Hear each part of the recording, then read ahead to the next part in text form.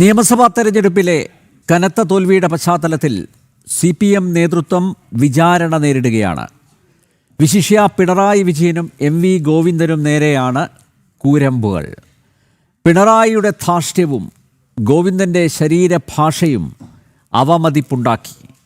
പ്രായപരിധിയിൽ പിണറായിക്ക് എന്തിന് ഇളവ് നൽകിയെന്നാണ് ചോദ്യം. സർക്കാരിനെയും പാർട്ടിയെയും വരുതിയിലാക്കി പിണറായി ഏകാധിപതിയായി പ്രവർത്തിച്ചു. ഭാര്യയെ സ്ഥാനാർത്ഥിയാക്കി ജയിപ്പിച്ചെടുക്കാനുള്ള തത്രപ്പാടിലായിരുന്നു ഗോവിന്ദൻ.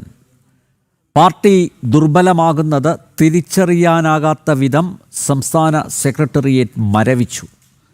മുഖ്യമന്ത്രിയുടെ ഓഫീസിൽ മുഷിഞ്ഞ വസ്ത്രം ധരിച്ചെത്തിയ സാധാരണക്കാരെ അകറ്റി നിർത്തി. പക്ഷേ കോട്ടിട്ട സമ്പന്നരെയും വ്യവസായികളെയും സ്വീകരിച്ചു.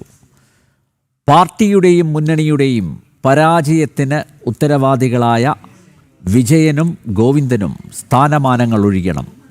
പാർട്ടിയുടെ പ്രതിച്ഛായ തകർത്തവർ വീണ്ടും നേതൃസ്ഥാനത്ത് തുടർന്നാൽ പ്രസ്ഥാനം കൂടുതൽ ദുർബലമാകും. വ്യക്തികളല്ല, പാർട്ടിയാണ് വലുത്. ഇനിയെങ്കിലും നിർത്തിക്കൂടെ എന്നാണ് പാർട്ടി നിലനിന്ന് കാണാൻ ആഗ്രഹിക്കുന്നവർ പിണറായിയോടും ഗോവിന്ദനോടും ഒരേ സ്വരത്തിൽ ചോദിക്കുന്നത്. ഞങ്ങൾക്കും ഉന്നയിക്കാനുള്ളത് ഇതേ ചോദ്യമാണ്.